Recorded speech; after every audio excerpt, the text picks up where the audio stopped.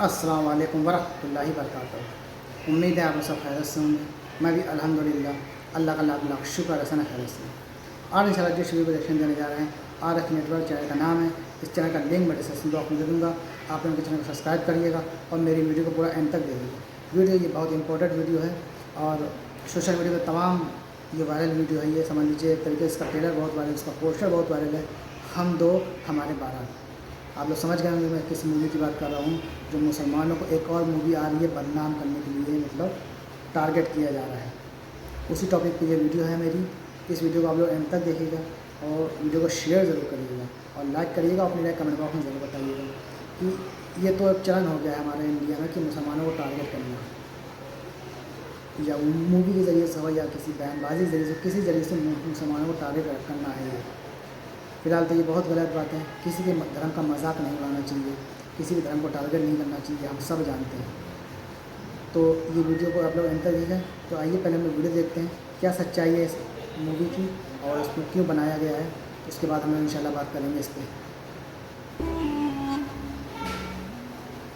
हम दो हमारे 12। आप लोगों ने भी इस मूवी का नाम या फिर पोस्टर कहीं ना कहीं पर देख ही लिया होगा, क्योंकि पिछले कुछ दिनों से लगातार सोशल मीडिया के ऊपर हर तरफ लगभग लोग अपने अपने अंदाज में इसी मूवी के बारे में बातें कर रहे हैं। स्पेशली इसके पोस्टर को व्हाट्सएप स्टेटस और इंस्टाग्राम स्टोरीज पर खूब लगाया जा रहा है और ये डिमांड की जा रही है कि इस मूवी का बॉयकॉट किया जाए या मुमकिन हो सके तो इसके खिलाफ लीगल एक्शन भी लिया जाए। क्योंकि दावे के मुताबिक इस मूवी में मुसलमानों की सबसे मुकद्दस किताब कुरान की तौहीन की गई है, उसको डिसरिस्पेक्ट किया गया है और जानबूझकर इसकी आयतों के गलत मतलब दिखाए गए हैं, या ये भी कह सकते हैं कि आउट ऑफ कॉन्टेक्स्ट उसके मीनिंग को निकालकर लोगों को मिसलीड करने की कोशिश की गई है। वैसे तो इस मूवी के ऊपर मेरी नजर काफी पहले ही पड़ चुकी थी, मगर मैंने इसको इग्नोर कर दिया क्योंकि जाहिर है किसी भी चीज की नेगेटिव पब्लिसिटी भी आखिर पब्लिसिटी ही होती है। लेकिन अब जब हर कोई इसके बारे में बात कर रहा है, मोबाइल के जरिए से हर घर में इसका नाम पहुंच चुका है, आप लोग भी लगातार कमेंट्स बॉक्स में इससे रिलेटेड वीडियो बनाने की डिमांड कर ही रहे थे, तो फाइनली मैंने ये डिसाइड किया कि अब इस मूवी का ऑपरेशन किया ही जाए। आरएच नेटवर्क के नॉलेजेबल फ्रेंड्स, ये बात तो हम सभी ही लोग बड़ी अच्छी तरह से जानते हैं कि पिछले कुछ सालों में इंडियन बेस्ड बॉलीवुड इंडस्ट्री में एक अलग ही चलन देखने को मिला है।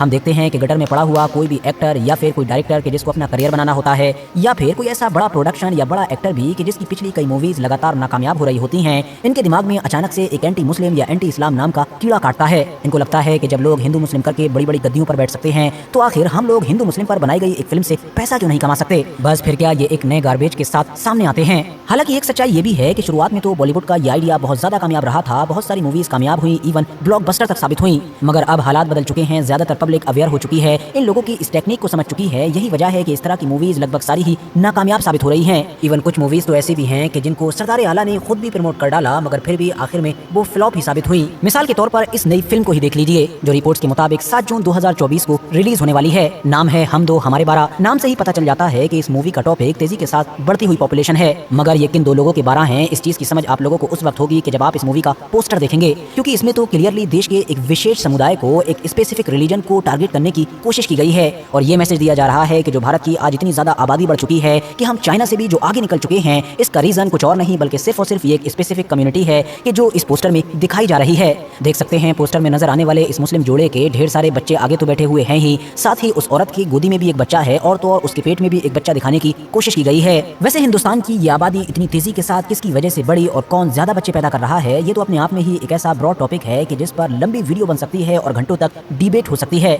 बस मोटा मोटा आप इतना समझिए कि ऑलरेडी बहुत सारी रिपोर्ट्स ये क्लियर कर चुकी हैं कि बढ़ती हुई आबादी के पीछे रीजन कोई भी एक रिलीजन, कोई भी एक कम्युनिटी वगैरह नहीं है, बल्कि इसका सीधा ताल्लुक लिटरेसी रेट से है। यानी जहां पर औरतों की तालीम का ग्राफ ऊपर होता है, वहां पर ऑटोमेटिकली फर्टिलिटी रेट नीचे आ जाता है। मिसाल के तौर पर भारत के एक इलाके लक्षद्वीप को ही देख लीजिए कि जहां पर मुसलमानों की आबादी 95 से 96% के करीब है, मगर वहां का जो ओवरऑल फर्टिलिटी रेट है वो बाकी इंडिया के फर्टिलिटी रेट से हद से ज्यादा कम है। क्योंकि वहां की औरतों का जो लिटरेसी रेट है यानी कि एजुकेशनल ग्राफ है वो काफी ऊपर है। इसके उलट अगर आप लोग बिहार जैसे राज्यों में आएंगे, जहां की औरतें पढ़ाई लिखाई तालीम से हद से ज्यादा दूर हैं, वहां पर ये फर्टिलिटी रेट हद से ज्यादा ऊपर हो जाता है, अब वो चाहे मुस्लिम फैमिली हो या फिर हिंदू फैमिली हो। अगर आप लोग नहीं जानते हैं तो मैं आपको बता दूं, फर्टिलिटी रेट का मतलब होता है कि एक औरत कितने बच्चे पैदा करती है। इवन देश के प्रधानमंत्री नरेंद्र मोदी ने भी अभी कुछ वक्त पहले ही अपनी एक चुनावी रैली में जब मुसलमानों को टारगेट करते हुए और तड़का लगाते हुए ये कहा था कि भाई तुम लोगों की संपत्ति कांग्रेस इकट्ठा करके उन लोगों को देना चाहती है जिनके ज्यादा बच्चे हैं, मतलब घुसपैठियों को देना चाहती है, मुसलमानों को देना चाहती है। तो खुद नरेंद्र मोदी भी कुछ दिन बाद ही अपने उस बयान से पलट गए थे। मतलब कुछ दिन दिन के बाद ही जब उनकी एक प्रिय पत्रकार रूबिका लियाकत ने उनसे अपने इंटरव्यू में सवाल किया कि आपने मुसलमानों के बारे में ऐसा ऐसा बोला, तो इस पर नरेंद्र मोदी तो भावुक हो गए और कहने लगे कि मेरा मतलब तो उससे गरीब लोग था, क्योंकि गरीबी की वजह से ज्यादा बच्चे पैदा होते हैं, गरीब लोग ही ज्यादा बच्चे पैदा करते हैं। मूवी पर वापस आए तो करंट स्टेटस ये है कि जिस वक्त मैं ये वीडियो रिकॉर्ड कर रहा था, सोशल मीडिया के ऊपर से ये ट्रेलर लगभग मूवी मेकर्स की तरफ से गायब कर दिया गया है। वजह साफ है, बढ़ते हुए विरोध की वजह से इनको भी डर सताने लगा था और ये समझ में आ गया होगा कि भाई बात सिर्फ मुस्लिम कम्युनिटी को टारगेट करने की नहीं है, जैसा कि पहले की मूवीज में भी होता आया है, बल्कि यहाँ मामला इस्लाम की सबसे मुकद्दस किताब कुरान से जुड़ा हुआ है। और जिस तरह से इन लोगों ने आउट ऑफ कॉन्टेक्स्ट और गलत तरीके से आयतों के ट्रांसलेशन को दिखाया है, उससे ये आसानी के साथ लीगल एक्शन में फंस सकते हैं और बाद में जुर्माना भरते हुए या फिर हर जगह माफी मांगते हुए ही नजर आएंगे। ट्रेलर शुरू होता है तो स्टार्टिंग में ही तकरीर कर रहे एक मौलाना को दिखाया जाता है। वैसे आपको बता दूं कि इस इंसान को इन्होंने सुरमा, दाढ़ी और पगड़ी वगैरह के जरिए से मौलाना का गेटअप देने की कोशिश तो की है, लेकिन शायद दे ना सके।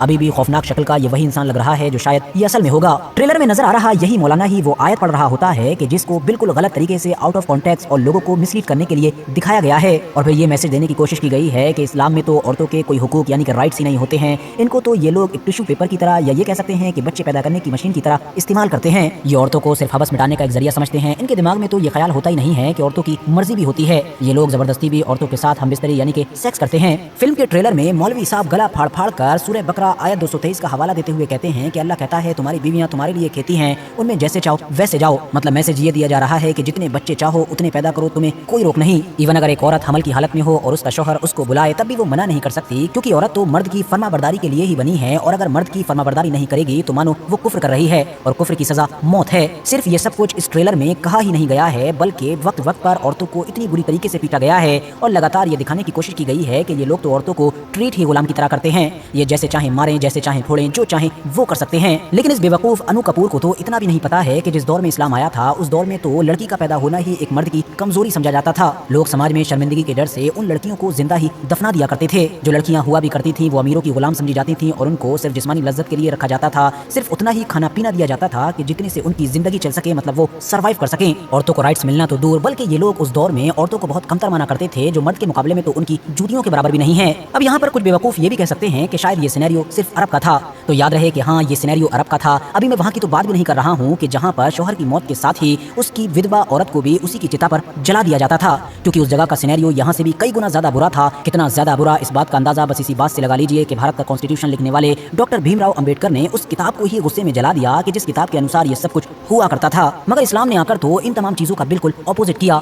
उन लड़कियों को कि जिनको जिंदा जला दिया जाता था उनको न सिर्फ इज्जत के साथ जीने का हक मिला, बल्कि उनकी अच्छी जिंदगी की जिम्मेदारी ही उन मर्दों पर डाल दी गई कि जो लड़कियों की पैदाइश से शर्मिंदा हुआ करते थे। माँ के पैरों के नीचे जन्नत करार दी गई तो बेटी को रहमत बताया गया। छोटी मोटी चीजें तो छोड़ ही दीजिए, उस दौर में ऐसे ऐसे बड़े राइट्स दिए गए कि जिनको कोई दूसरी सोसाइटी देना तो दूर बल्कि देने के बारे में इमेजिन भी नहीं कर सकती थी। विरासत यानी प्रॉपर्टी में भी हिस्सेदार बनाया गया और खुला की शक्ल में उसको सेपरेशन का अपना राइट भी दिया गया। यानी अगर कोई लेडी भी चाहती है कि उसे अपने शौहर से अलग होना है तो वो खुला की शक्ल में अपने राइट को इस्तेमाल कर सकती है। याद रहे कि ये तो वो चीजें हैं कि जो अभी 2-3 सदी तक भी दुनिया के किसी और कोने में नहीं दिखाई देती थी। इवन यूरोप जैसे एडवांस इलाके में भी अभी 2-3 सदी पहले तक सिर्फ इस बात पर डिबेट हुआ करती थी कि औरतों के अंदर सोल यानी कि रूह पाई भी जाती है या फिर नहीं, क्योंकि अगर पाई जाती है तब ही वो इनको बराबरी का हक दे सकते थे। अब जहाँ तक मामला ट्रेलर में दिखाई गई कुरान की इस आयत का है, तो हमेशा की तरह इन लोगों ने इस आयत को भी आउट ऑफ कॉन्टेक्स्ट दिखाकर लोगों को मिसलीड करने की कोशिश की है। स्पेशली उन गैर मुस्लिम को गुमराह करने की कोशिश की है कि जो मुसलमानों को या इस्लाम को मीडिया के जरिए से ही देखने की कोशिश करते हैं। दुनिया की किसी भी किताब की तरह अगर आप लोग कुरान को भी आउट ऑफ कॉन्टेक्स्ट पढ़ने की कोशिश करेंगे तो जाहिर है वो आपको गलत ही दिखाई देगा।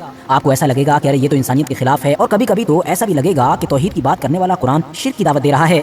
मिसाल के तौर पर कुरान की एक आयत में लिखा हुआ दिखाई देता है कि हजरत ईसा अलैहिस्सलाम अल्लाह के बेटे हैं, लेकिन अगली ही आयत में लिखा हुआ है कि जिसने भी ऐसा कहा तो उसने शिर्क किया। अब आप आसानी के साथ समझ सकते हैं कि अगर कोई भी डंडी मारने वाला इंसान हो तो वो किस तरह से इस आयत के जरिए से भी लोगों को बेवकूफ बना सकता है। बिल्कुल ऐसा ही मामला बड़ी चालाकी के साथ इस मूवी के मेकर्स ने कुरान की इस आयत के साथ भी किया है। इन्होंने लोगों को सूरह बकरा की आयत नंबर 223 के बारे में तो बताया, लेकिन 222 के बारे में नहीं बताया, और उसी से ही आपको समझ में आ जाएगा कि ये लोग किस तरह से डंडी मार रहे हैं। क्योंकि यहाँ पर तो ज्यादा से ज्यादा बच्चे पैदा करने की कोई बात ही नहीं चल रही है कि जैसा मैसेज देने की कोशिश की जा रही है, बल्कि यहाँ पर तो हैज यानी कि माहवारी के जिसको आजकल पीरियड कहा जाता है उसकी बात चल रही है। सूरह बकरा की आयत नंबर 222 का मफहूम यही है कि खुदा ने ऐसे वक्त पर ऐसे हालात में मुस्लिम मर्दों को अपनी बीवियों के साथ फिजिकल रिलेशन बनाने से मना किया है कि जब उनकी बीवियां पीरियड की हालत में हों, क्योंकि इन स्पेसिफिक दिनों में वो न सिर्फ नापाक होती हैं बल्कि दर्द और परेशानी की हालत में भी होती हैं, और वैसे भी मुमकिन है कि ऐसा करने पर इन्फेक्शन या बीमारी वगैरह का खतरा भी बना रहता है, जिसको आज के दौर की मेडिकल साइंस भी साबित करती है। इस आयत में ये भी हुक्म दिया गया है कि उस वक्त तक तुम लोगों को रुकना है कि जब तक उनकी ये स्पेसिफिक स्टेज यानी कि उनके पीरियड्स खत्म ना हो जाएं, और फिर जस्ट अगली आयत शुरू होती है जिसमें इसी बात को कंटिन्यू किया जाता है और उसी में कहा जाता है कि तुम्हारी औरतें तुम्हारे खेतों की मानिंद हैं, तुम जैसे चाहो उनके साथ वैसे रहो,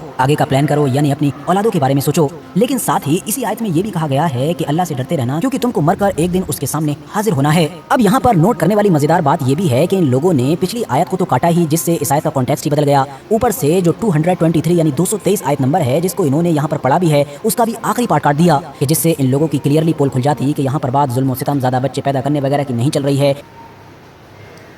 तो दोस्तों ये था हमारा रिएक्शन जो देखा हम लोगों ने। हम जो हमारा पारा फिल्म के बारे में जो भी बताया गया, इसमें बताया गया सिर्फ मुसलमान को टारगेट करना है और कुछ नहीं। तमाम फिल्में इस तरह की आ चुकी हैं, लेकिन हाँ लोग समझदार हो गए हैं। तमाम फिल्में फ्लॉप हो चुकी हैं इस तरह की, और सिर्फ पैसा कमाना है बस, और कोई नहीं। इनको इससे ये कोई फ़र्क नहीं पड़ता है कि इसमें क्या मैसेज गलत जाएगा, मुसलमान कौम को टारगेट कर रहे हैं, कुछ सिर्फ पैसा कमाना है। हमारी फिल्म सक्सेस हो जाए, हिट हो जाए, हमको सिर्फ पैसा कमाना है बस, नाम हो जाए, शोहरत हो जाए, सिर्फ ये। बाकी इनको कोई देश से मतलब नहीं कि हम इंडिया में रहते हैं, मिलजुल कर रहें, प्यार मोहब्बत से रहें, भाईचारा बना के रहें। ऐसी फिल्में बनाना चाहिए, पारिवारिक टाइप की फिल्में बनाना चाहिए। उल्टी सीधी फिल्म बनाने से क्या फ़ायदा है, सिर्फ नफरतें फैलेंगी और कुछ नहीं इससे हासिल होगा। तो आप लोगों ने इस वीडियो के बारे में क्या सोचा होगा, जो भी सोचा होगा उसकी अपनी राय कमेंट बॉक्स में ज़रूर बताइएगा, और मुझे सपोर्ट करने के लिए सब्सक्राइब भी करिएगा। तो इंशाल्लाह फिर मिलेंगे नेक्स्ट वीडियो में। तब तक के लिए अस्सलाम वालेकुम व रहमतुल्लाहि व बरकातहू।